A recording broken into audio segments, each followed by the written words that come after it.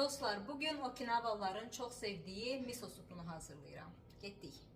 Bir nəfərlik porsiya üçün mən təqribən 2 stakan su istifadə edəcəm.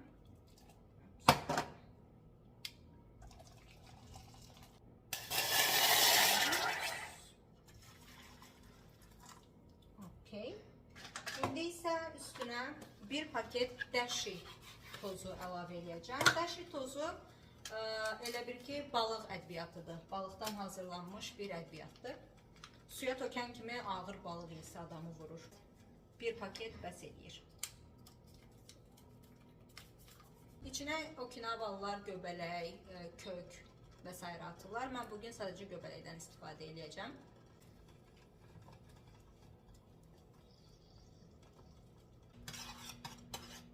Deməli, bu supu Okinawalılar hər səhər şirin kartofla birlikdə yeyirlər. Bəzən yanında yumurta da yeyirlər, amma daha çox şirin kartof və miso supu birlikdə yeyirlər və dediklərinə görə bu sup səhər günə başlamaq üçün onlara enerji verir.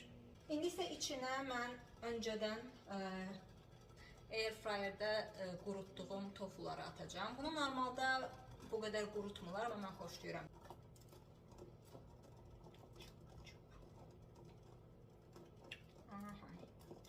Tofularımızı da attık. İndi isə üstünə İndi isə üstünə dəniz yosunu atacağım.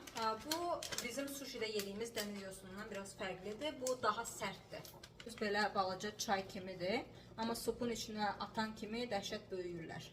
Baxın dostlar, bir xörək qaşığı dəniz yosunu tökmüşəm və artıq dəhşət çox görünür içində.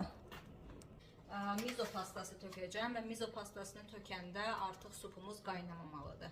Ona görə xodunu bu mərhələdə artıq xodunu almaq lazımdır. Bu miso pastası özü kifayət qədər duzlu olur. Ona görə əlavə duz atmaq lazım deyil. Bir qaşıq miso pastası və bunu əvvəlcə miso pastasını supun suyunda biraz həll eləyib ondan sonra atmaq lazımdır. Buraxdı biraz. Tam həll edirəm. Ondan sonra sütü əlavə edəcəm daha üstə.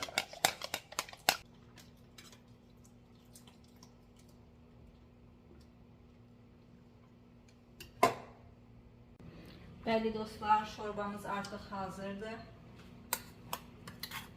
İndi isə nuş eləyə bilərik.